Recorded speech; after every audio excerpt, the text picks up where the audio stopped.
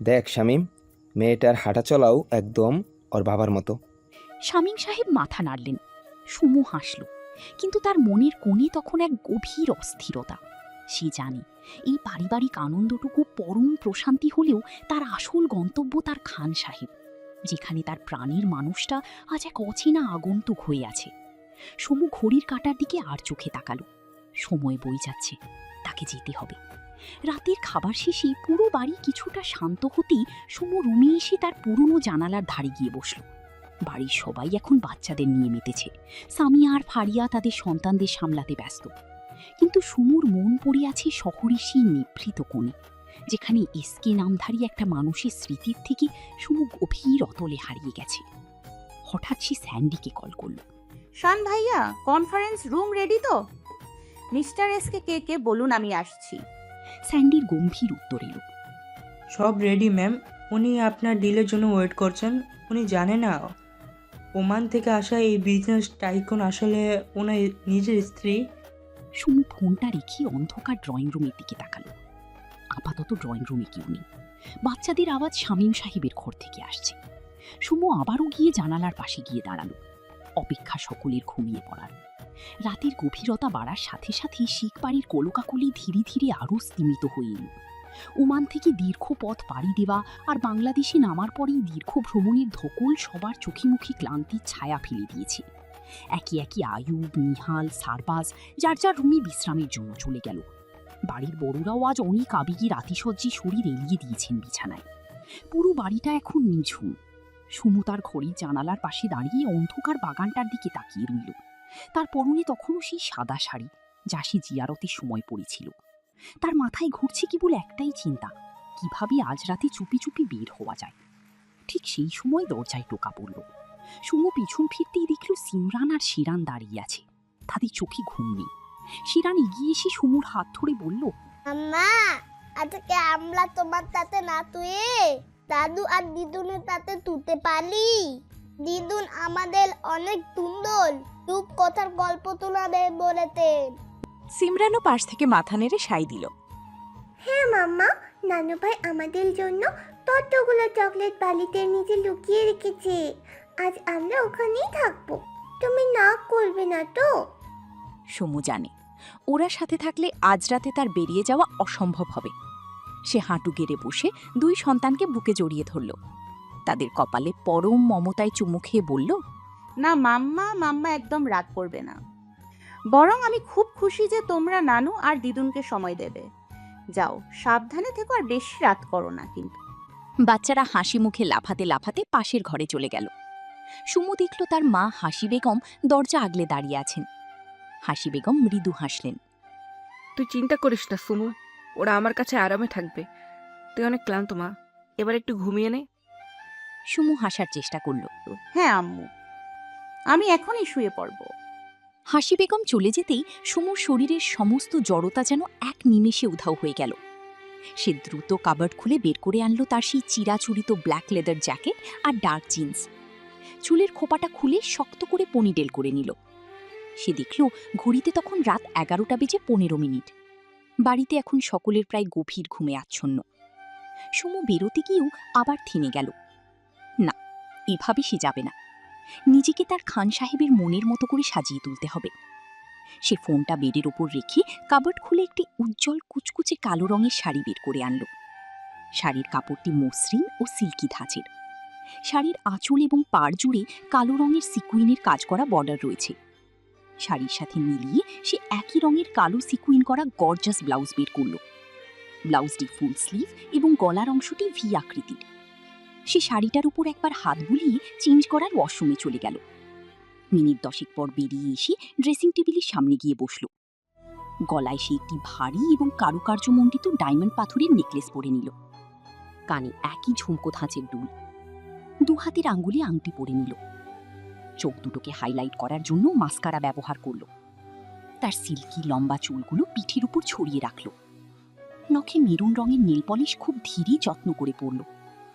সাজ শেষ হতেই আয়নার সামনে দাঁড়িয়ে নিজের এই ক্লাসিক লুকটি বিভিন্ন অ্যাঙ্গেল থেকে ফ্লন্ট করে কয়েকটি ভিডিও ক্লিপ নিল। বাড়ির সবাই এখন ঘুম। সুমু নিঃশব্দে গাড়ির চাবিটা হাতে নিয়ে ঘর থেকে বেরিয়ে গেল। সে জানে মস্তিষ্ক ভুলে গেলেও হৃৎপিণ্ড হয়তো তার মালিককে ঠিকই চিনে নেবে। সুমু খুব সাবধানে বিড়ালের মতো নিঃশব্দে সিঁড়ি দিয়ে নিচে নেমে এলো। সদর দরজার ছিটকিনিটা এমনভাবে খুলল যাতে বিন্দুমাত্র শব্দ না হয়। বাইরে বেরোতেই ঝিরঝিরে ঠান্ডা হাওয়া তার মুখে এসে লাগলো। গ্যারেজের এক কোনায় শাহরুখের কালো এসইউভি গাড়িটা রাখা। সুমু চাবি দিয়ে গাড়িটা স্টার্ট দিল খুব ধীর গতিতে। গাড়িটা শেখবাড়ির ফটক পার হয়ে মেন রোডের দিকে মোড় নিল। সুমু লুকিং গ্লাসে একবার তার ফেলে আসা বাড়ির দিকে তাকালো। সেখানে তার মা, বাবা আর কলিজার টুকরো দুটো শান্তিতে ঘুমাচ্ছে। সে বিড়বিড় করে বলল, খান সাহেব, তৈরি থাকুন। আপনার সুইটহার্ট আসছে আপনাকে আবারও তার মায়ে বন্দি করতে। সেগুন কাঠের ভারী টেবিলের দুই প্রান্তে দুজন শিকারী যেন একে অপরের শক্তি পরিমাপ করছে। ঘরের আলোটা মৃদু হলেও আবহাওয়াটা এখন বরফ শীতল। সুমু তার কুচকুচে কালো শাড়ির আঁচলটা সুন্দর করে গুছিয়ে নিয়ে পেশাদার ভঙ্গিতে বসে আছে। তার চোখের চাহনিটা তীরের মতো তীক্ষ্ণ। সেরাজ তার দুই হাতের আঙুলগুলো একের ভেতর অন্যটি ঢুকিয়ে টেবিলের ওপর রাখল। তার পেশিবহুল শরীরটা চেয়ারে হেলান দেওয়া। সে একবার সুমুর চোখের দিকে তাকালো, তারপর খুব দ্রুত দৃষ্টি সরিয়ে নিলেন। কেন জানি না এই নারীটির চোখের দিকে তাকালে তার মস্তিষ্কের ভেতরে একটা শিরশিরে অনুভূতি হচ্ছে, যা আগে কখনো হয়নি। স্যান্ডি ঘরের এক কোনায় দাঁড়িয়ে দুই হাত বুকের ওপর ভাঁজ করে পাথরের মতো দেখছে। তার ভেতরটা রীতিমতো কাঁপছে। ওমানের সেই রয়েল দম্পতি আজ 5 বছর পর আবারও মুখোমুখি, কিন্তু একজন অন্যজনকে চেনে না। সেরাজ গম্ভীর গলায় কথা শুরু করল। দেখুন মিসেস, দুঃখিত, আপনার নামটা আমার জানা হয়নি। স্যান্ডি শুধু বলেছে ওমান থেকে একজন ইনফ্লুয়েন্সিয়াল ইনভেস্টর এসেছেন। তো আপনার অফারটা কি? সরাসরি পয়েন্টে কথা বলাই ভালো। আমি অকারণ গল্প একদম পছন্দ করি না। সুমু একটু হাসল, সেই হাসিতে খেয়ালিপনা, যেন সে সামনে থাকা মানুষটার কঠোরতা দেখে বেশ মজা পাচ্ছে।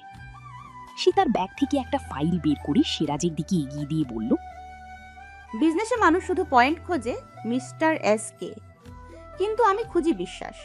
ওমানে বসে আমি আপনার পুরনো প্রজেক্টগুলো স্টাডি করেছি। আপনার কাজের ধরন বড্ড একগুঁয়ে, অনেকটা একরোখা বাজিগরের মতো। সিরাজ ভ্রু কুঁচকাল, ফাইলটা না খুলেই বলল, বাজিগর? বিজনেস কি আপনার কাছে জুয়া খেলা মনে হয়? সুমু চেয়ারে একটু এগিয়ে এসে বসল। তার চোখের মণি তখন সিরাজের চোখের মণির ওপর স্থির। সে মুখমলের মতো মোলায়েম সুরে বলল, সব বিজনেসই তো আসলে এক ধরনের বাজি খান সাহেব। কেউ টাকা বাজি রাখে আর কেউ রাখে তার অস্তিত্ব। ওমানের সেই রাজত্ব থেকে আপনি আজ বাংলাদেশের এই ছোট্ট শহরে, এটাও কি একটা বাজি নয়? সিরাজ মুহূর্তের জন্য স্তব্ধ হয়ে গেল। খান সাহিব সম্বোধনটা যখন সুমুর ঠোঁট থেকে বের হলো, তখন সিরাজের বুকের ভিতরটা ধক করে উঠল। সে হাতের কলমটা শক্ত করে ধরল। কেন যেন মনে হলো এই নারীর কথা বলার ভঙ্গি, তার বসার স্টাইল সবই তার খুব চেনা।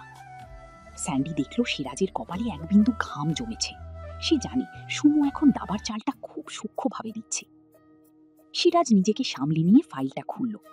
পাতার পর পাতা উল্টাতে উল্টাতে বলল, আপনার দেওয়া ডিলটা লজিক্যাল। 50-50 শেয়ারে জয়েন্ট ভেঞ্চার করা সম্ভব, কিন্তু আপনি কি শুধু প্রফিটের আশায় এসেছেন? কারণ ওমান থেকে বাংলাদেশে এসে ইনভেস্ট করার কোনো যৌক্তিক কারণ আমি দেখছি না। সুমু তার পিঠের উপর ছড়িয়ে থাকা খোলা চুলগুলো একপাশে সরিয়ে নিয়ে খুব আলতোভাবে বলল, মানুষ সব সময় লজিক দিয়ে চলে না মিস্টার এস কে। মাঝে মাঝে কিছু হারিয়ে যাওয়া জিনিস উদ্ধার করতেও মানুষকে 7 সমুদ্র পাড়ি দিয়ে হয়। আমি শুধু বিজনেসের মুনাফা নিতে আসিনি, আমি এসেছি এমন এক পার্টনারের খোঁজে যাকে চোখ বন্ধ করে বিশ্বাস করা যায়। সিরাজ ফাইলের দিকে তাকিয়ে থেকেও যেন কিছু দেখছে না। তার চোখের সামনে বারবার সুমুর সেই মায়াবী চোখ দুটো ভেসে উঠছে। সে ফাইলটা সশব্দে বন্ধ করে দিয়ে সুমুর দিকে সোজা হয়ে তাকালো।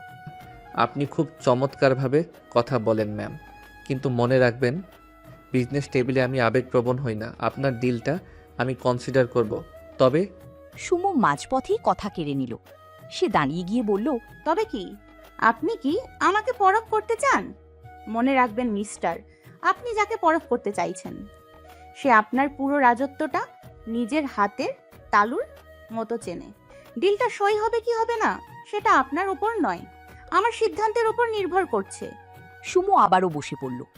সিরাজ বাঁকা হেসে খুব মন দিয়ে ফাইলের একটা ক্লজ পড়তে শুরু করল। সুমু বিরক্ত হয়ে গেল।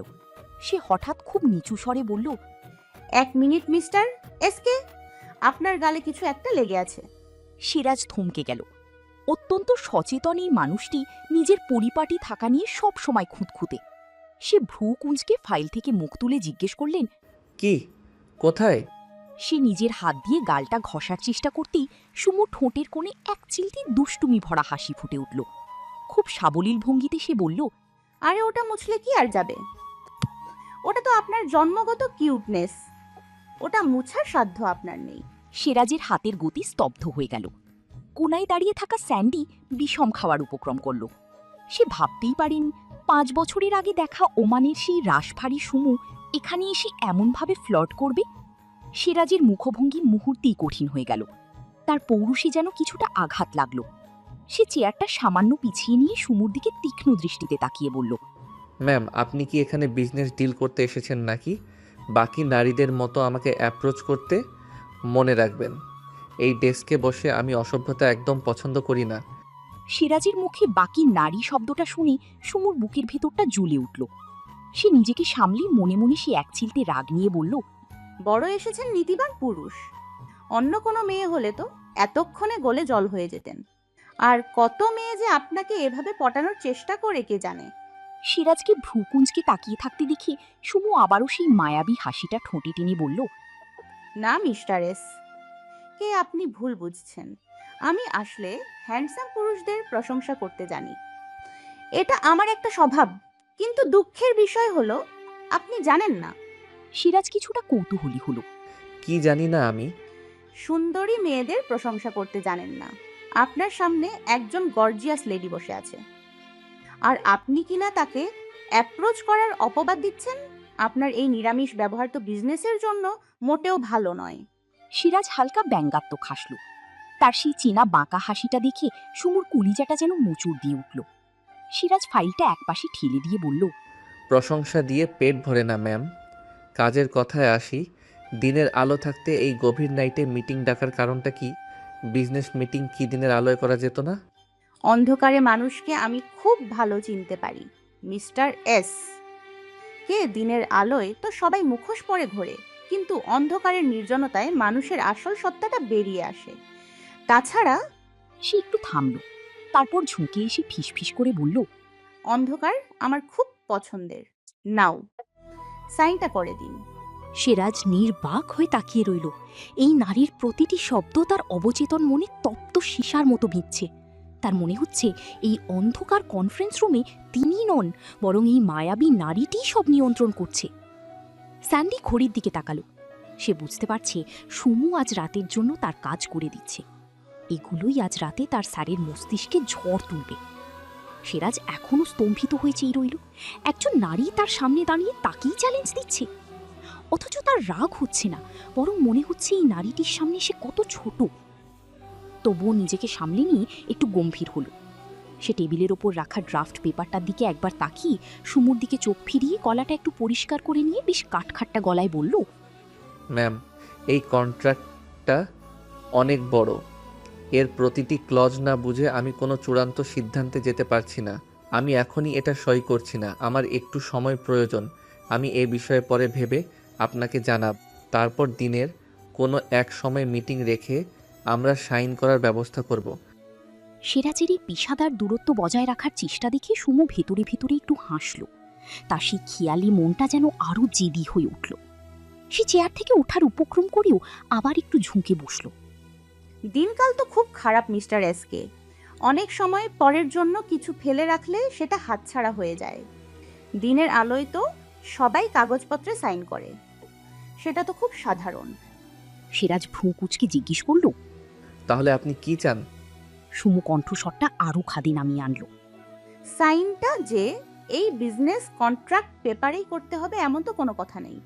আপনার যদি খুব ইচ্ছে হয় তবে আপনি চাইলে রেজিস্ট্রি পেপারেও সাইন করতে পারেন, আমার কিন্তু কোনো আপত্তি নেই।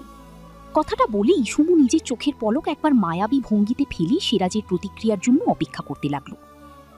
ঘরের কোনায় দাঁড়িয়ে থাকা স্যান্ডি যেন স্তম্ভিত। সে মনে মনে ভাবল, সর্বনাশ ম্যাম, তো ডিরেক্ট বিয়ের প্রস্তাবের ইঙ্গিত দিয়ে দিল। এই স্মৃতি ভক্ত ভাগ্যের সামনে দাঁড়িয়ে এত সাহস কোথায় পায়? সিরাজ কয়েক সেকেন্ডের জন্য যেন নিজের ভাষা হারিয়ে ফেলল। রেজিস্ট্রি পেপার শব্দটা তার কানে গিয়ে বাজার পর তার হৃৎপিণ্ডটা এক লাফে কয়েক গুণ বেড়ে গেল। সে নিজের কানকে বিশ্বাস করতে পারছেন না। একজন বড় মাপের ইনভেস্টরের প্রথম মিটিংয়ে এমন দুর্ধর্ষ রসিকতা, নাকি এর পিছনে অন্য কোনো গভীর ইঙ্গিত আছে? সিরাজ নিজেকে কিছুটা শক্ত করে বলল, রেজিস্ট্রি পেপার? আপনি কি রসিকতা করছেন মিসেস? রসিকতা কি না সেটা না হয় সময়ের ওপর ছেড়ে দিলাম। তবে মনে রাখবেন, আমি একবার কোনো পেপারে সাইন করালে সেখান থেকে ফিরে আসার রাস্তা আমি নিজেই বন্ধ করে দিই। আপনার সেই সাহস আছে তো? সিরাজের কপালে চিন্তার ভাঁজ গভীর হল। তার ভেতরে সেই কঠোর ডিসিপ্লিন সত্তাটা যেন ফুঁসে উঠল। সে চেয়ার ছেড়ে সশব্দে উঠে দাঁড়াল। কক্ষের তাপমাত্রা যেন কয়েক ডিগ্রি নেমে গেল মুহূর্তে। সে স্থির দৃষ্টিতে সমুর দিকে তাকিয়ে শীতল গলায় বলল, ম্যাম, আপনি অসভ্যতা করছেন। সমু যে এই প্রতিক্রিয়ার জন্য তৈরি ছিল না তা নয়, তবে সিরাজের এই অসভ্যতা শব্দটা তার কানে গিয়ে একদম তীরের মতো বিঁধল। অথচ সে ঘাবড়ালো না, বরং খুব ধীর স্থিরভাবে বলল, অসভ্যতা? আমার কথাগুলো কি আপনার কাছে খুব বেশি অশোভন মনে হলো মিস্টার এসকে? নাকি আপনি নিজের ভেতরের অস্থিরতাকে ঢাকতে আমাকে এই অপবাদ দিচ্ছেন? বিজনেস ডিল নিয়ে কথা বলতে এসে আপনি রেজিস্ট্রি পেপারের অফার দিচ্ছেন, এটাকে আপনি আর কি বলবেন? আপনি কি সব পুরুষকেই এভাবে হ্যান্ডেল করেন? সব পুরুষের জন্য তো আর এই সুমু কালো শাড়ি পরে আসে না মিস্টার। আর রেজিস্ট্রি পেপারের কথা শুনে আপনার এত রাগ কেন হচ্ছে? একজন সুন্দরী নারী যদি আপনাকে আপনার অজান্তেই কোনো অধিকার দিতে চায়, সেটা কি আপনার কাছে অসভ্যতা মনে হয়? সিরাজ তপ্ত নিঃশ্বাস ফেলে স্যান্ডির দিকে তাকালো, যেন সাহায্য খুঁজছে। তারপর আবার সুমুর দিকে তাকিয়ে বলল, আমি অধিকার বা মায়া কোনোটাতেই বিশ্বাসী নই। আমি শুধু কাগজ আর কলম চিনি। আপনার সাথে আমার পরিচয় মাত্র আধ ঘন্টার। এই স্বল্প সময়ে আপনি যা করছেন তা একজন ডিগনিফাইড বিজনেসম্যানের সাথে যায় না। সমু তার এক হাত টেবিলের ওপর রেখে সিরাজের চোখের দিকে খুব গভীরে তাকিয়ে বলল, কিসের বিজনেস ডিল মিস্টার এসকে? এই কাগজের টুকরোগুলো তো যে কোনো সময় ছিঁড়ে ফেলা যায়। আসল কথা বলি, আপনাকে না আমার বড্ড ভালো লেগে গেছে। আপনি মানুষটা বড্ড বেশি সুন্দর। সিরাজ কিছু বলতে যাবে তার আগেই সুমু তাকে থামিয়ে দিয়ে একদম নিচু স্বরে বলল, সোজা কথায় আসি, বিয়ে করবেন কিনা বলুন? কারণ আমি ভাবছি আপনাকে আমি আর হাত ছাড়া করব না। আরে শোনেনি না? What are you crazy? আমাকে বিয়ে করলে কিন্তু আপনার লাভই লাভ। কারণ আমাকে বিয়ে করলে আমার সাথে আরো কিছু জিনিস আপনি ফ্রি পাবেন। ওটাকে কি বলে আপনাদের বিজনেসের ভাষায়? ও হ্যাঁ, বোনাস। সিরাজ পুরো হতভম্ব। স্যান্ডি দেওয়ালের দিকে মুখ ঘুরিয়ে নিজের হাসি চাপার চেষ্টা করছে। সিরাজ রাগী চোখে সমুর দিকে তাকিয়ে বলল, কিসের ফ্রি? আমাকে বিয়ে করলে সাথে দুটো বাচ্চাও পাবেন। মানে সুন্দরী বউয়ের সাথে দুটো কিউট বেবি একদম ফ্রি। আপনাকে আর কষ্ট করে বেবি নেওয়ার ঝামেলার মধ্য দিয়ে যেতে হবে না। সব একদম রেডিমেড তৈরি আছে। বলুন, এমন লাভজনক অফার আর কেউ দেবে আপনাকে? আপনি কি আজ কোনো ড্রাগস নিয়ে এখানে এসেছেন, নাকি কোনো সস্তা সিনেমার স্ক্রিপ্ট আমাকে শোনাচ্ছেন? আপনি নিজের বাচ্চাদের কাউকে ফ্রি দেওয়ার কথা বলছেন। অফারটা তো খারাপ না, ভেবে দেখবেন। আমার বেবিরা কিন্তু দেখতে একদম আপনার মতোই, যদি একরোখা আর ঠিক আপনার মতোই কিউট। সিরাজ স্যান্ডির দিকে তাকিয়ে চিৎকার করে বলল, স্যান্ডি, এই পাগল মহিলাকে এখনই এখান থেকে নিয়ে যাও। C is dangerous. সমু এবার তার চূড়ান্ত চালটি চালল। সে ধীর স্থিরভাবেই চেয়ার ছেড়ে উঠে দাঁড়ালো। সমু চলে যাবে ভেবেই সিরাজ স্বস্তির নিঃশ্বাস ছাড়ল। কিন্তু তার ভাবনাকে ভুল প্রমাণিত করে সমু সরাসরি সিরাজের সামনে গিয়ে দাঁড়ালো। সিরাজ তার কঠোর ভঙ্গি বজায় রাখার চেষ্টা করলেও সমুর এই আকস্মিক পদক্ষেপে কিছুটা হকচকিয়ে ভ্রু কুঁচকে তাকালো। সমু সিরাজের বসার চেয়ারের হাতল ধরে তাকে নিচ দিয়ে ঘুরিয়ে দুই হাতলে নিজের হাত রেখে তার উপর ঝুঁকে পড়ল। তার লম্বা সিল্কি চুলগুলো পিঠ থেকে আলগা হয়ে সিরাজের মুখের সামনে ঝুলে পড়ল। আর ঠিক সেই মুহূর্তেই সমুর চুলের সেই চিরাচরিত ঘ্রাণ সিরাজের নাসারন্ধ্রে গিয়ে এক প্রবল আঘাত হানল। সিরাজ যেন নিজের উপর নিয়ন্ত্রণ হারালো। এক অদৃশ্য মোহে আচ্ছন্ন হয়ে সে চোখ দুটো বন্ধ করে নিল।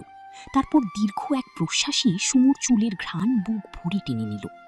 সিরাজের এই অবস্থা দেখে সুমুর মনের পর্দায় স্মৃতির ধুলো ঝেড়ে 5 বছর আগের সময়গুলো ভেসে উঠল।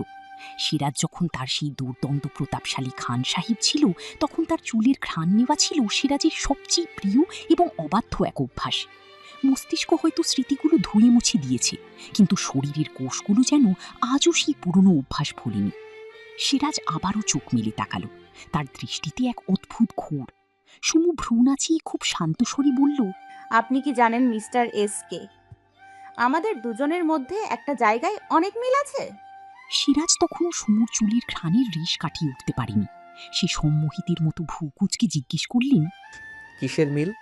বলছি, তার আগে বলুন তো, আপনি কি নিজেকে ভালোবাসেন? অবশ্যই বাসি। সুমু তার একদম কানের কাছে মুখ নিয়ে ফিসফিস করে বলল, মিলটা হলো আপনিও নিজেকে ভালোবাসেন আর আমিও আপনাকে ভালোবাসি। তার মানে কি দাঁড়াল? আমরা দুজনেই একটি মানুষকে ভালোবাসি। কথাটা বলেই সুমু সোজা হয়ে দাঁড়ালো।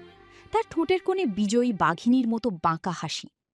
সিরাজ পাথর হয়ে নিজের চেয়ারে বসে রইলেন।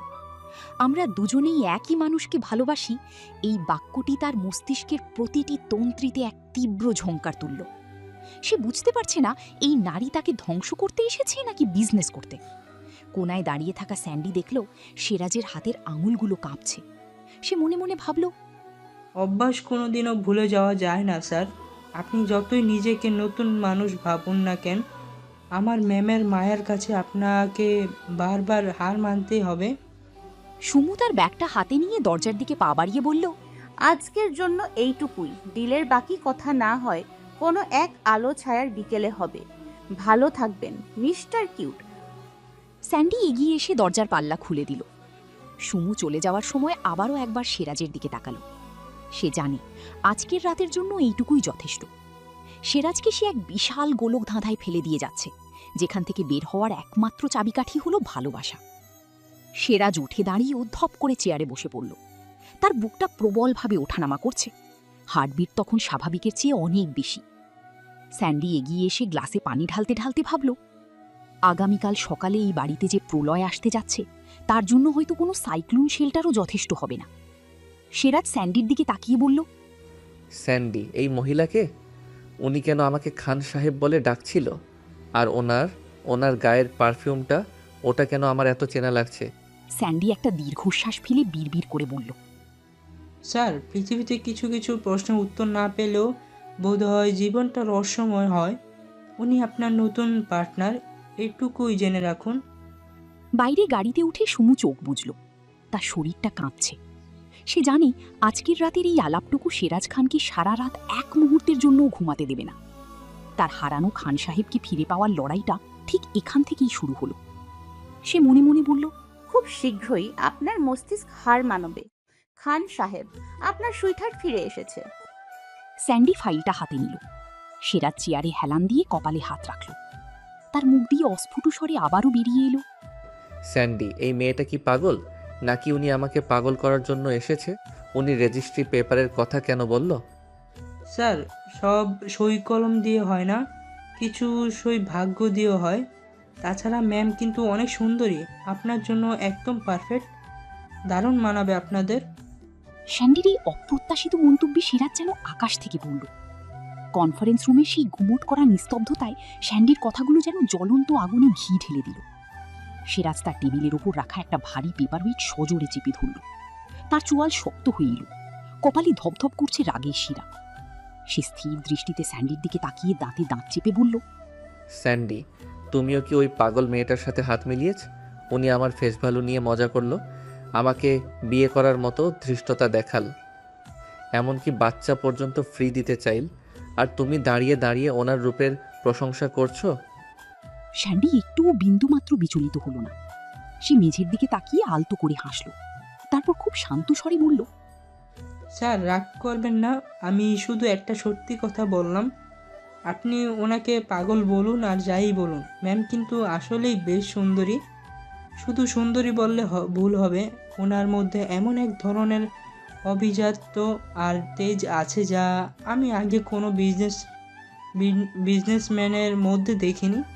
স্যান্ডি একটু থেমে সিরাজের চোখের দিকে তাকিয়ে আবারও বলল, আর আপনি কি একবারও খেয়াল করেছেন স্যার, উনি যখন আপনার দিকে তাকিয়ে খান সাহেব বলে ডাকছিলেন তখন আপনার নিজের অবস্থাও খুব একটা স্বাভাবিক ছিল না। আপনিও কিন্তু ওনার চোখের মায়ায় থেকে নিজেকে সরাতে পারছিলেন না। সিরাজ এক মুহূর্তের জন্য থমকে গেল। স্যান্ডির কথাগুলো তীরের মতো তার বুকের একদম গভীরে গিয়ে বিঁধল। সত্যি তো, মেয়েটা যখন কাছে এসেছিল তখন তার সেই পারফিউমের তীব্র ঘ্রাণ আর চোখের ওই মায়াবী চাহনি তার মস্তিষ্কের কোনো এক অন্ধকার কোণায় হাহাকার তুলেছিল। কিন্তু নিজের দম্ভ আর বর্তমান পরিচয়ের খাতিরে সে সেটা স্বীকার করতে পারছে না।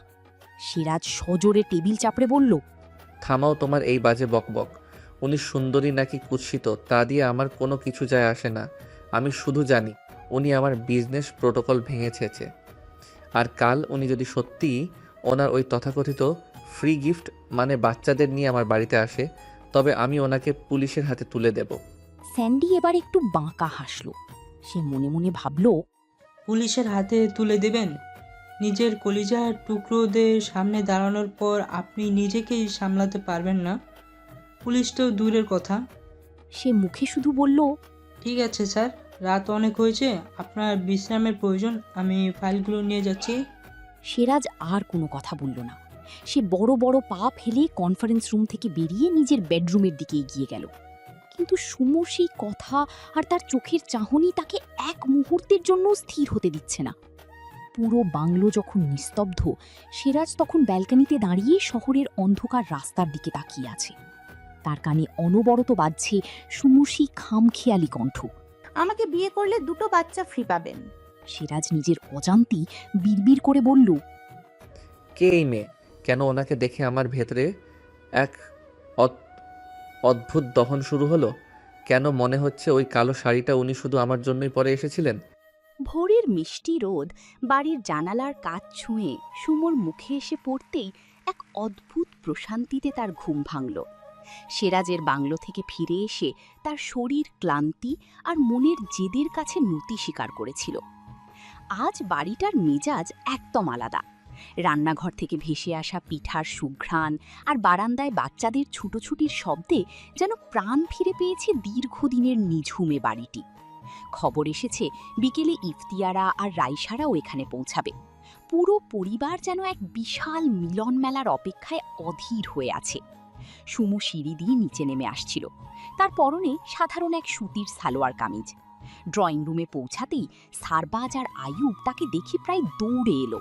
সুমু কিছু বোঝার আগেই তারা তাকে ঘিরে ধরল। সুমু কিছুটা ভ্যাবাচাকা খেয়ে হাসল। সারবাজ অস্থির হয়ে আয়ুবের দিকে তাকালো, তারপর সরাসরি সুমুর চোখের দিকে তাকিয়ে নিচু কিন্তু উৎসুক কণ্ঠে বলল, কাল রাতে কি হলো সুমু? দেখা হয়েছিল এসকের সাথে? সে ঠোঁট টিপে হেসে বলল, ডিলটা কি সত্যি এগোলো নাকি শুধুই সাইপাস আলাপ হলো? আয়ুবও পাশ থেকে চোখ বড় বড় করে বলল, আরে রাগ তো ডিল। সিরাজার রিয়াকশন কী ছিল ভাবিজি? ও কি একবারও আপনার খান সাহেব হয়ে উঠেছিল নাকি এখনো সেই কাঠখোট্টা এসকেই হয়ে বসে আছে? সুমুর চোখের সামনে কাল রাতের সেই কনফারেন্স রুমের দৃশ্যগুলো চলচ্চিত্রের মতো ভেসে উঠল। সিরাজের সেই চুলের ঘ্রাণ নেওয়া, রেজিস্ট্রি পেপারের কথা শুনে থমকে যাওয়া আর তাকে অসভ্য বলা। সে একটা দীর্ঘশ্বাস ফেলে একটু রহস্যময় হাসি দিয়ে বলল, খান সাহেবের মস্তিষ্ক এখনো স্মৃতিদের সাথে আড়ি করে বসে আছে ভাইয়া, কিন্তু ওনার আত্মার শরীরের কোষগুলো ঠিকই আমাকে চিনে নিতে শুরু করেছে। উনি আমাকে অসভ্য বলেছেন, পাগল বলেছেন, এমনকি পুলিশের ভয়ও দেখিয়েছেন, কিন্তু দিন শেষে আমার মায়া থেকে নিজেকে সরাতে পারেননি। সারবাজ আর আয়ুব একে অপরের দিকে অর্থবহ দৃষ্টিতে তাকালো। সুমু আলতো করে হেসে বলল, আজ সকালে ঝড়টা আরো জোরালো হবে। আমি সিদ্ধান্ত নিয়েছি, সিমরান আর শেরানকে আজ ওনার সামনে নিয়ে যাব। ওনার সেই পাষাণ হৃদয়ের দেয়াল ভাঙার জন্য আমার এই 2 সৈন্যই যথেষ্ট। ঠিক সেই মুহূর্তে সিঁড়ি দিয়ে বাচ্চাদের নামার শব্দ পাওয়া গেল। সিমরান আর শিরানকে আজ খুব সুন্দর করে সাজানো হয়েছে। সিমরানকে আজ একটি আফগান পশতুন ফ্রক পরানো হয়েছে।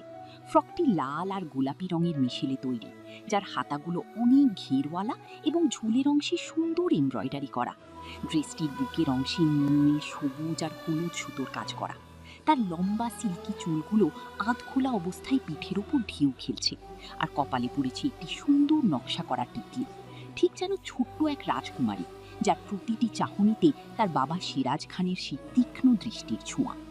সুমু নিজের মনেই বিড়বিড় করে বলল, স্মৃতির দুয়ার যদি বন্ধই থাকে খান সাহেব, তবে আজ রক্তের টান সেই দুয়ারে কড়া নাড়বে। দেখা যাক নিজের প্রতিচ্ছবিকে দেখেও আপনি নিজেকে অস্বীকার করতে পারেন কিনা। বাড়ির বিশাল ডাইনিং টেবিলটা আজ যেন কানায় কানায় পূর্ণ।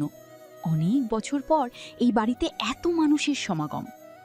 হাসি বেগম, সুমি বেগম আর রুমা বেগম ব্যস্ত হাতে গরম গরম পরোটা আর ভুনা মাংস টেবিলে সাজাচ্ছেন। ব্রেকফাস্টের এই সময়ে সবাই যখন টেবিলে বসল, সুমু দেখল পুরো পরিবারটা যেন এক সুতোয় বাঁধা। মাঝখানে বসেছেন শামীম সাহেব, সাখাওয়াত সাহেব আর মুক্তাক সিকদার। তাদের চোখে মুখে তৃপ্তির ছাপ, যদিও সুমুর জন্য সকলের মনের কোণে একটা সূক্ষ্ম হাহাকার এখনও রয়ে গেছে। সিমরান আর শেরানকে ঘিরে বসেছে হাসফা, আহিয়া আর রুহি। ছোটদেরই আলাদা এক জগৎ। শেরান খুব গম্ভীর মুখে পরোটার টুকরো মুখে দিচ্ছে, ঠিক যেভাবে সিরাজ খান খুব ডিসিপ্লিন মেনে খাবার খেত। শামীম সাহেব অপলক চোখে নাতির খাওয়া দেখছেন। তিনি দীর্ঘশ্বাস ফেলে সাখাওয়াত সাহেবকে বললেন, দেখছো বড় ভাই, মেয়েটা বাবার চেহারা পেয়েছে আর ছেলেটার স্বভাব। অন্যদিকে পিয়াস এক কোনায় বসে নীরবে খাবার নাড়াচাড়া করছে। তার চোখ মাঝে মাঝেই চলে যাচ্ছে টেবিলের ওপাশে থাকা সামিয়ার দিকে, যে পরম মমতায় হাসফাকে খাইয়ে দিচ্ছে। পিয়াসের খাওয়া যেন গলায় আটকে যাচ্ছে। সামিয়ার এই মাতৃত্বপূর্ণ রূপ তাকে এক লহমায় আরও দূরে সরিয়ে দিচ্ছে, আবার এক অদ্ভুত মায়ায় বেঁধেও ফেলছে। শারবাত সুমুর পাশে বসে নিচু স্বরে জিজ্ঞেস করল, সুমু, তুমি কি সত্যি আজ সিমরান আর শেরানকে নিয়ে যাবে? এসকে যদি হিতে বিপরীত কিছু করে ফেলে? সুমু ধীর স্থিরভাবে কফির কাপে চুমুক দিল। তার চাহনি এখন অনেক বেশি স্থির। সে শান্ত গলায় উত্তর দিল, হৃৎপিণ্ডের সাথে যুদ্ধ করা যায় ভাইয়া, কিন্তু নিজের প্রতিবিম্বের সাথে নয়। সিমরান যখন ওনার সামনে দাঁড়াবে, তখন মিস্টার এসকে তার নিজের অতীতকে অস্বীকার করার শক্তি হারিয়ে ফেলবেন। আমি তো যাবি, স্যান্ডি ভাইয়াকেও রেডি থাকতে বলেছি। ঠিক তখনই নাতাশা এক বাটি মিষ্টি নিয়ে সুমুর পাশে এসে বসল। ম্যাম, আপনি ফিরে এসেছেন, এটাই আমাদের কাছে ঈদ। এখন থেকে শুধু আনন্দ করার দিন। সুমু হাসল। ব্রেকফাস্ট শেষ হতেই বাড়ির বড়রা চা নিয়ে আড্ডায় মেজে ওঠেন। বাচ্চারা আবারও ড্রয়িং রুমের সেই বলটা নিয়ে খেলতে লাগলো। সুমু উঠে দাঁড়িয়ে সিমরান আর শেরানের কাছে গিয়ে নিচু হয়ে বসল। পরম মমতায় তাদের চুলগুলো ঠিক করে দিয়ে বলল, আমার মাম্মারা, আজ আমরা একটা বিশেষ মানুষের কাছে যাব। তোমরা কি তৈরি? সিমরান তার তীক্ষ্ণ দৃষ্টি সুমুর চোখে রেখে বলল, মাম্মা, আমরা কি আমাদের ভিনো পাপার তাতে যাচ্ছি? সুমু এক মুহূর্তের জন্য স্তব্ধ হয়ে গেল। বাচ্চাদের এই সহজ প্রশ্নটি তার কলিজায় গিয়ে বিঁধল। সে চোখের জল সামলে নিয়ে শুধু মাথা নাড়ল। শহরের নির্জন এক প্রান্তে সিরাজ খানের শুভ্র বাংলোটি সকালে শান্ত রোদে স্নান করছে। বাড়ির চারপাশ ঘিরে থাকা কৃষ্ণচূড়া আর রাধাচূড়া গাছগুলো যেন বাড়িটিকে পাহারা দিচ্ছে। সিরাজ আজ খুব ভোরেই ঘুম থেকে উঠেছে। কাল সারা রাত সে ঠিক করে ঘুমাতেই পারেনি। বারবার সেই কালো শাড়ি পরা মেয়েটির কণ্ঠস্বর, আমরা দুজনেই একই মানুষকে ভালোবাসি, তার কানের কাছে ভ্রমরের মতো গুঞ্জন করেছে। অস্থিরতা কাটাতে সে সকালেই নিজের ব্যক্তিগত জিমে 1 ঘন্টা ঘাম ঝরিয়েছে। সুঠাম দেহের প্রতিটি পেশি আজ যেন বিদ্রোহ করছে। জিম শেষে শাওয়ার নিয়ে সিরাজ আয়নার সামনে এসে দাঁড়ালো। ভেজা চুলগুলো কপালে অবাধ্য হয়ে লেপ্টে আছে। চুলগুলো আগের থেকে এখন অনেকটা ছোট করে ফেলেছে। সে হেয়ার ড্রায়ার নিয়ে চুলগুলো বেশ কিছুটা সময় নিয়ে শুকিয়ে নিল। চুল শুকানো শেষ হতেই একটি লাল কালো প্রিন্টেড শার্ট পরে নিল, যার বোতামগুলো আলগা হয়ে তার সুঠাম বক্ষ কিছুটা উন্মুক্ত। মাথায় সে একটি গাঢ় কালো ও সবুজ নকশা করা ব্যান্ডানা শক্ত করে বেঁধে নিল। হাতে 1 কাপ ধোঁয়া ওঠা ব্ল্যাক কফি নিয়ে সে তার স্টুডিও রুমে প্রবেশ করল। বিজনেস জগতের বাইরে সিরাজের এক নিভৃত জগৎ আছে, তা হলো পেইন্টিং। ক্যানভাসের সামনে দাঁড়ালে সে নিজেকে ফিরে পায়, যদিও সে নিজে আসলে কি তা সে নিজেও জানে না। স্টুডিওর জানালা দিয়ে আসা উত্তরের আলোয় সিরাজ ক্যানভাসটা সাজালো। প্যালেটে রং মেশাতে মেশাতে তার মনটা অবাধ্যভাবে কাল রাতে সেই কনফারেন্স রুমে চলে গেল। কফি কাপে শেষ চুমুক দিয়ে সে তুলি হাতে নিল। আজ তার কোনো ল্যান্ডস্কেপ বা বিমূর্ত ছবি আঁকার কথা ছিল, কিন্তু তুলি যখন ক্যানভাসে আঁচড় কাটতে শুরু করলো, সিরাজ খেয়াল করলো তার হাত দুটো যেন অন্য কারো ইশারায় চলছে। সে আঁকতে শুরু করলো দুটো গভীর চোখ, যে চোখ দুটোতে মাস্কারার গাঢ় প্রলেপ থাকলেও তার আড়ালে এক সমুদ্র বিষাদ আর অতল মায়া লুকিয়ে আছে। সিরাজ খুব সচেতনভাবে সেই চোখের মণিগুলোর ওপর আলো ছায়ার কাজ করল। আঁকতে আঁকতে সে একসময় এতটাই ডুবে গেল যে তার ললাটি বিন্দু বিন্দু ঘাম জমল। তুলির শেষ টানে যখন ক্যানভাসে ফুটে উঠল সেই চিরচেনা মায়াবী চাহনি, সিরাজ নিজেই শিউরে উঠল। সে তুলিটা সরিয়ে এক পা পিছিয়ে দাঁড়িয়ে বিড়বিড় করে বলল, এই চোখ দুটো আমাকে এত অস্থির করছে কেন? কেন মনে হচ্ছে আমি এই দৃষ্টির কাছে 1000 বছর ধরে বন্দী? ঠিক সেই মুহূর্তে ঘরের দরজায় টোকা পড়ল। স্যান্ডি ঘরে প্রবেশ করল। স্যান্ডির দৃষ্টি সরাসরি গিয়ে পড়ল ক্যানভাসের ওপর। সুমুর সেই নিখুঁত চোখ দুটো দেখে স্যান্ডি কয়েক মুহূর্তের জন্য পাথর হয়ে গেল। সে কাঁপা কাঁপা গলায় বলল, স্যার, আপনি কি আজ সকালে স্বপ্ন দেখেছেন নাকি কাল রাতের সেই ব্যবসায়ী ম্যাম আপনার হৃদয়ে পুরোপুরি জায়গা করে নিয়েছে? এ কি? সিরাজ অপ্রস্তুত হয়ে ক্যানভাসটা ঢাকা দেওয়ার চেষ্টা করল। তার গলার স্বর কিছুটা গম্ভীর করে বলল, বাজে কথা রাখো স্যান্ডি, এটা স্রেফ একটা অবয়ব। কাজের কথা বলো।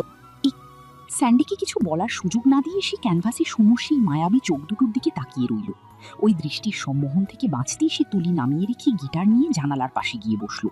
বাইরের রোদ এসে সরাসরি তার মুখের উপর পড়ল, যার তেজে তার গায়ের রং যেন তপ্ত সোনার মতো উজ্জ্বল দেখালো।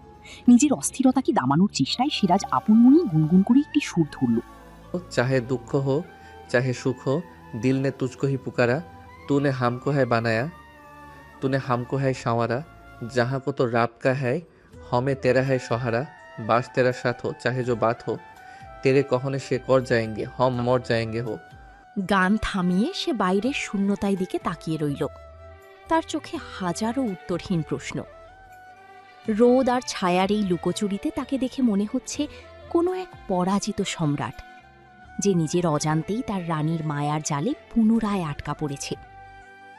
হঠাৎ স্যান্ডি একটা রহস্যময় হাসি দিয়ে বলল, কাজের কথা তো ম্যাম নিজেই বলতে আসছেন। একটু আগেই গেট থেকে ফোন এলো, সুমু ম্যাম এসেছেন, তবে তিনি একা নন, তার সাথে নাকি সেই বোনাস গিফট দুটো আছে। সিরাজ হাতের গিটারটা টেবিলের ওপর সশব্দে নামিয়ে রাখল। সে শক্ত গলায় বলল, উনি কি সত্যিই চলে এসেছেন? উনি কি সত্যিই বাচ্চাদের নিয়ে এখানে ঢুকে পড়েছেন? স্যান্ডি মাথা নাড়ল। সিরাজ জানালা দিয়ে নিচের গেটের দিকে তাকালো। একটি কালো এসইউভি এসে থেমেছে। দরজা খুলতেই সুমু নামল। আজ তার পরনে হালকা গোলাপি রঙের শাড়ি। তার দুপাশ থেকে নেমে এলো দুটি ছোট্ট শিশু। সিরাজ কাচের আড়াল থেকে ছোট মেয়েটিকে আর ছেলেটিকে দেখল।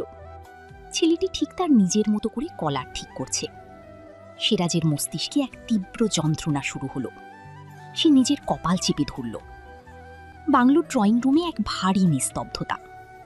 সিরাজ ওপর থেকে ধীর পায়ে নিচে নেমে এলো। তার পরনে এখনো সেই শার্ট, চুলগুলো কিছুটা অবিন্যস্ত। সিঁড়ির শেষ ধাপে আসতেই তার চোখ আবারও আটকে গেল সোফায় বসে থাকা দুটো ছোট্ট শিশুর ওপর। সুমু শান্ত ভঙ্গিতে পাশে দাঁড়িয়েছিল। সিরাজকে দেখতেই সিমরান এক লাফে সোফা থেকে নেমে পড়ল। তার ছোট ছোট পায়ে দৌড়ে গিয়ে সিরাজকে জড়িয়ে ধরল। মুখ তুলে বড় বড় চোখে তাকিয়ে আধো আধো গলায় বলল, বাবা, তুমি এত বড় বাড়িতে একা একা থাকো কেন? আমাদের সাথে যেন তুমি। সিরাজের শরীরটা মুহূর্তেই শক্ত হয়ে গেল। তার কপালে চিন্তার ভাঁজ। এই পাপা ডাকটা তার কানে তপ্ত সীসার মতো লাগল। সে খুব রুক্ষভাবে সিমরানের হাতটা সরিয়ে দিয়ে দুপা পিছিয়ে গেল। সুমুর দিকে তাকিয়ে তীক্ষ্ণ স্বরে বলল, ম্যাম, আপনি কি সত্যিই পাগল হয়ে গেছেন? এই বাচ্চাদের শিখিয়ে এনেছেন আমাকে পাপা ডাকতে? আমি বলেছি না, আমি এসব সস্তা ড্রামা পছন্দ করি না। ওদের সরিয়ে নিন আমার সামনে থেকে। সুমু কিছু বলল না। সে ঠোঁটের কোণে এক চিলতে হাসি ধরে রাখল। ঠিক তখনই শিরান এগিয়ে এলো। সে সিমরানের মতো চঞ্চল নয়, বরং অনেক বেশি ধীর স্থির। সে সিরাজের একদম সামনে গিয়ে দাঁড়ালো। শিরানকে দেখা মাত্রই সিরাজের মস্তিষ্কের কোণে কি যেন হাতুড়ি দিয়ে আঘাত করল। ছেলেটার চোখের চাহনি, দাঁড়ানোর ভঙ্গি, সবই যেন সিরাজের নিজের আয়না। সিরাজ না চাইতেও সেরান আর সিমরানের গালের দিকে হাত বাড়াতে গিয়েও মাঝপথে থেমে গেল। তার ভিতরে এক প্রবল যুদ্ধ চলছে। একদিকে চরম বিরক্তি, কেন এই অচেনা বাচ্চাটা তাকে ঘিরে ধরছে, অন্যদিকে এক অমোঘ টান যা তাকে বারবার বাধ্য করছে ওদের দিকে তাকাতে। সেরান খুব শান্ত গলায় বলল, আপা তুমি তো অনেক অ্যান্তাম। সিরাজ এবার প্রায় চিৎকার করে উঠল। স্যান্ডি, ওদের নিয়ে যাও এখান থেকে, আমার মাথা ফেটে যাচ্ছে। তার চিৎকার শুনে সিমরান আর সেরান ভয়ার্ত চোখে সেরাজের দিকে তাকালো। সেরাজের ভেতরে সেই কাঠখোট্টা মানুষটা হঠাৎ যেন মোমের মতো গলে গেল। সে নিজের অজান্তেই নিচু হয়ে সিমরান আর সেরানের কাঁধে হাত রাখল। পেরক্ষণই আবার কি ভেবে হাতটা ঝটকা দিয়ে সরিয়ে নিল। সে বুঝতে পারছে না কেন এই ছোট্ট স্পর্শে তার হৃৎপিণ্ডটা এত জোরে ধুকপুক করছে। সে সুমুর দিকে তাকিয়ে অস্থিরভাবে বলল, আপনি কি চাইছেন আমার কাছে? টাকা, ক্ষমতা, নাকি আমাকে পাগল প্রমাণ করতে চাইছেন? সুমু ধীর পায়ে সেরাজের কাছে এগিয়ে এলো।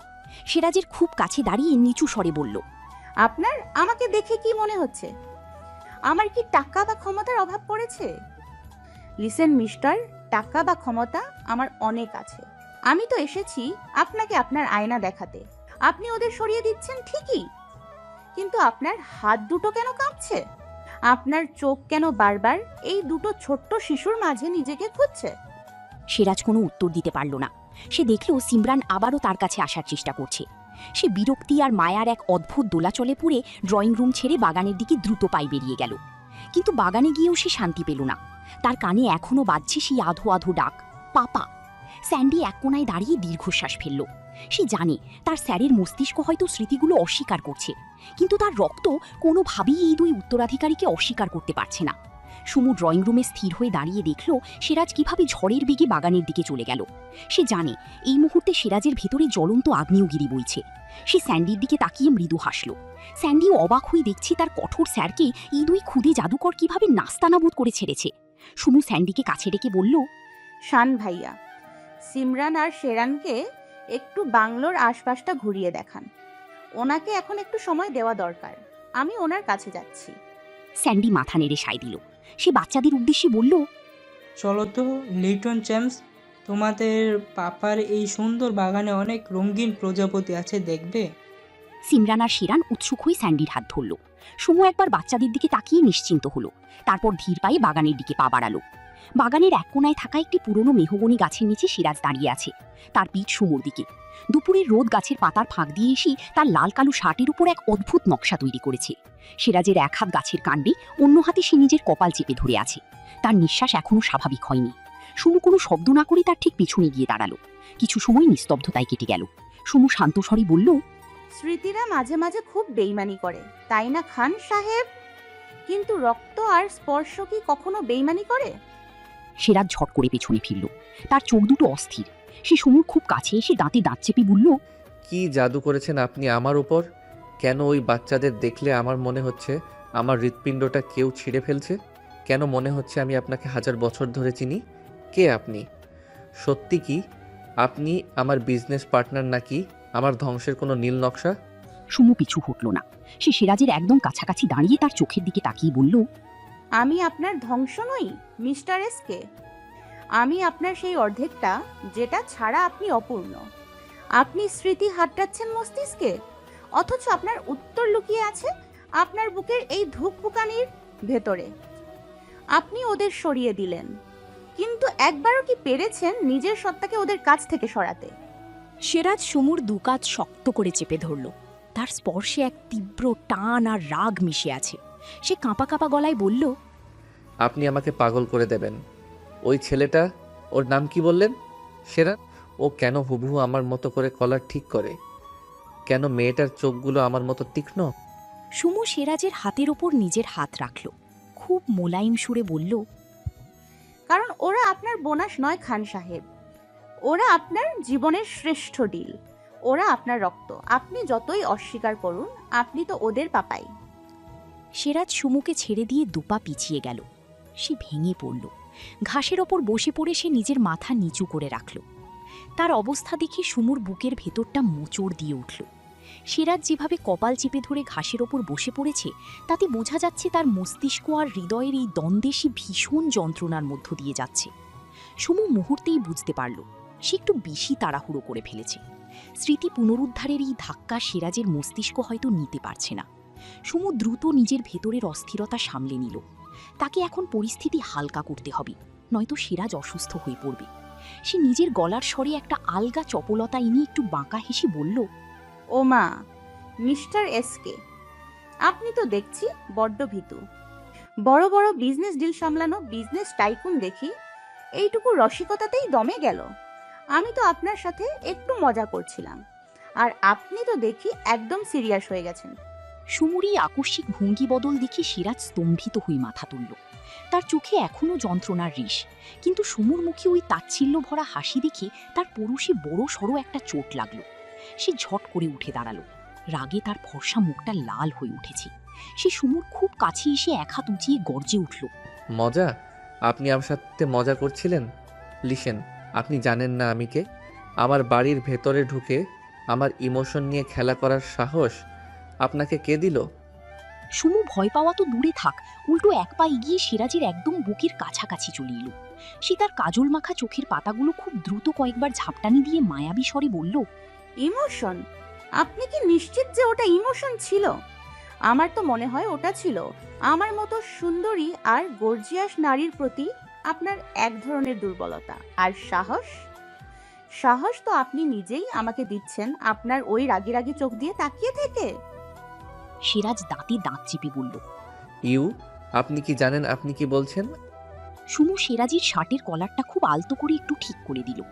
সিরাজ থতমত খেয়ে পিছিয়ে যেতে চাইলে সুমু তার চোখের দিকে তাকিয়ে ফিসফিস করে বলল, জানেন মিস্টার এসকে, আপনি যখন রেগে যান তখন আপনাকে আরো বেশি হট লাগে।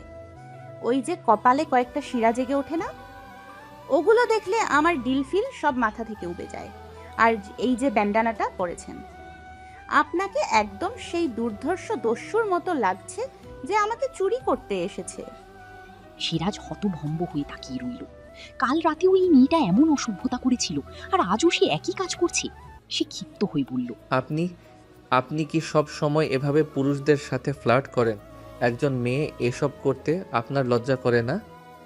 সুমু খিলখিল করে হেসে উঠল। সেই হাসির শব্দে বাগানের নিস্তব্ধতা যেন ভেঙে গেল।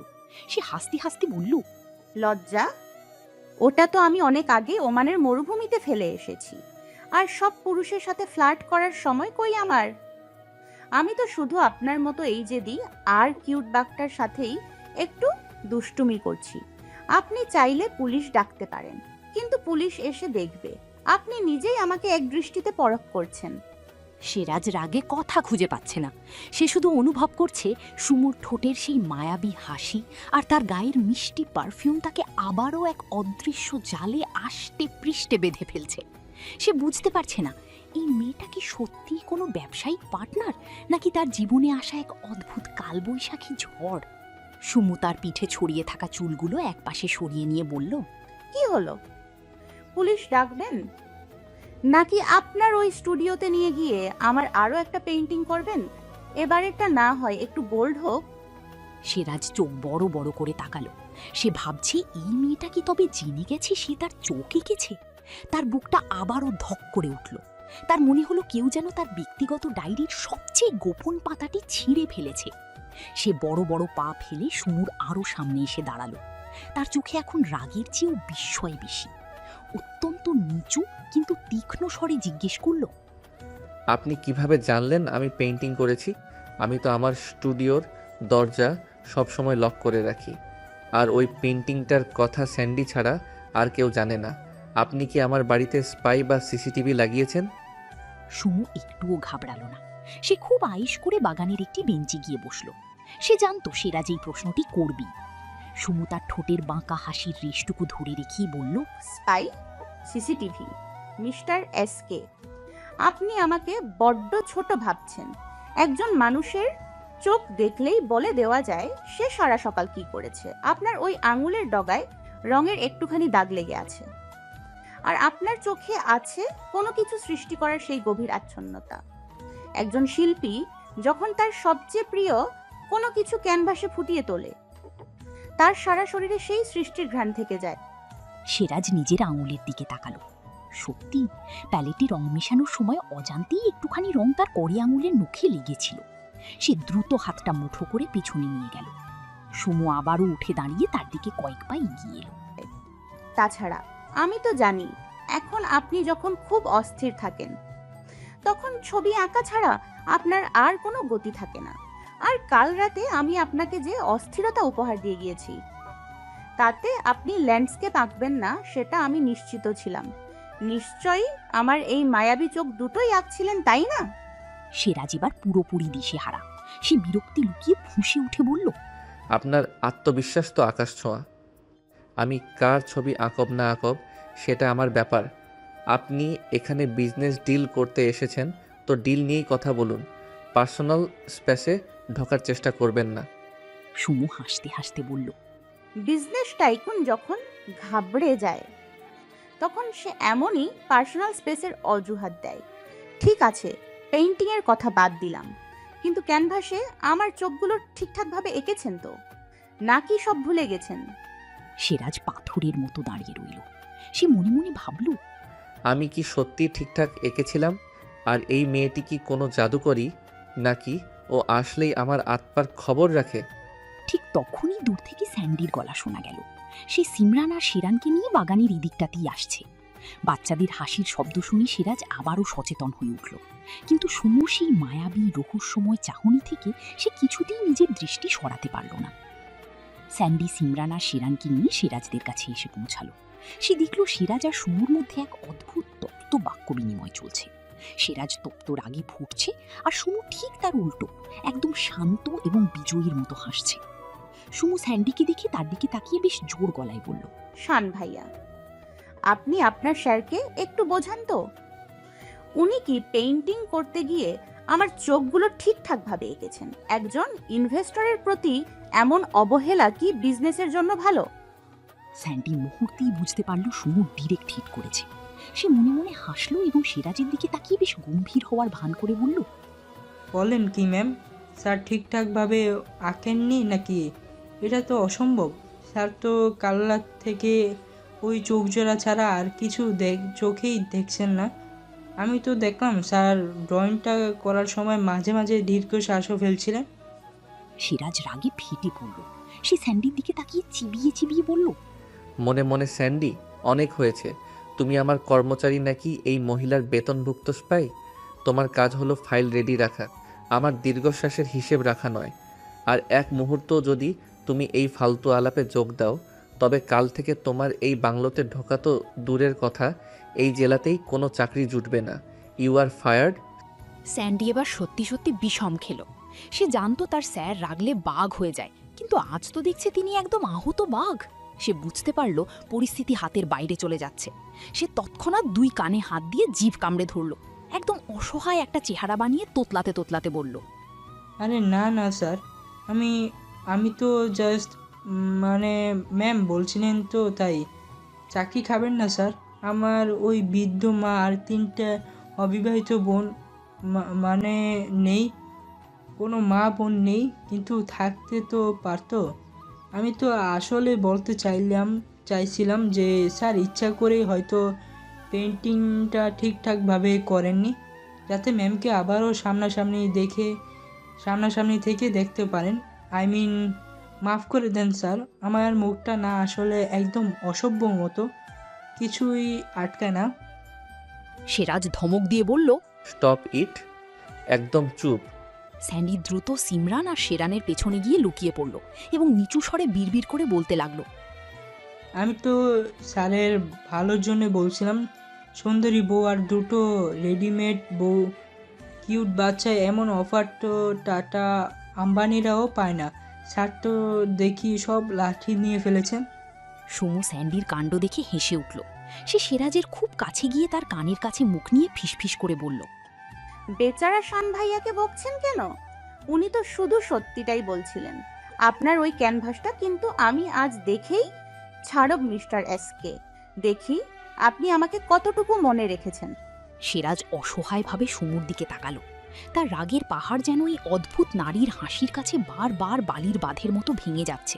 সে বুঝতে পারছে না, সে কি এই পাগল মহিলাকে ঘাড় ধাক্কা দিয়ে বের করে দেবে, নাকি তার হাত ধরে বলবে, আমি সত্যি তোমাকে চিনি কিনা সেটার প্রমাণ আমাকে দাও। তার মেজাজ এখন সপ্তমে। সুমোর ফ্লার্টিং আর স্যান্ডির রসিকতা সব মিলিয়ে সে নিজেকে নিয়ন্ত্রণ করতে পারছে না। সে স্যান্ডির দিকে আঙুল উঁচিয়ে একদম চূড়ান্ত ঘোষণা দেওয়ার মতো করে বলল, অনেক হয়েছে স্যান্ডি, তুমি আমার উদারতার সুযোগ নিচ্ছ। আজ থেকে তোমার আর আমার কোনো সম্পর্ক নেই। Get out from here. কাল থেকে এই বাংলোর আশেপাশেও যেন তোমাকে না দেখি। You are permanently discharge. Sandy এবার বুঝতে পারল তার স্যার আসলেই ফুঁসছেন। সে 2 সেকেন্ডের জন্য থমকে গেল, তারপর হঠাৎ করে একদম কান্নার মতো মুখ করে ফেলল। সে স্যান্ডির দিকে এক পা এগিয়ে গিয়ে হাত জোড় করে বলতে শুরু করলো, না স্যার, এটা করবেন না। আমাকে এভাবে মাঝপথে ফেলে দেবেন না। আপনি কি জানেন না স্যার, আমার এই দুনিয়াতে কেউ নেই। আমার কোনো বউ নেই যে রাতে আমার জন্য অপেক্ষা করবে। কোনো বাচ্চা কাচ্চা নেই যারা আমাকে পাপা বলে ডাকবে। সে একবার সুমুর বাচ্চাদের দিকে আর চোখে তাকিয়ে নিল। আমি একদম একা স্যার। এই দুনিয়ায় আমার একটা সংসারও নেই। সিরাজ ধমক দিয়ে উঠল, তাতে আমার কি? আরে স্যার, এই বাংলাটাই তো আমার সংসার। এই চাকরিটাই আমার মা বাবা, আমার ভাই বোন আর আমার বউ। আপনি এই চাকরিটা খেয়ে নিলে আমি তো আবার এতিম হয়ে যাব স্যার। আমাকে এইভাবে দ্বিতীয়বার এতিম করবেন না। দরকার হলে আপনি আমার বেতন কেটে নিন, আমাকে দিয়ে বাগান পরিষ্কার করান, এমনকি ওই ড্রয়িং রুমে ঝাড়ু দেওয়া তো আমার আপত্তি নেই। কিন্তু এই এতিম স্যান্ডিটাকে রাস্তায় ছুঁড়ে ফেলবেন না স্যার। সুমু ঠোঁট টিপে হাসি চেপে সিরাজকে বলল, দেখুন মিস্টার এস কে, বেচারা কত অসহায়। আপনি কি আসলেই একজন এতিম মানুষের পেটে লাথি মারবেন? আপনার কি একটুও মায়া নেই? সিরাজ দাঁতে দাঁত চেপে স্যান্ডিকে বলল, তুমি এতিম?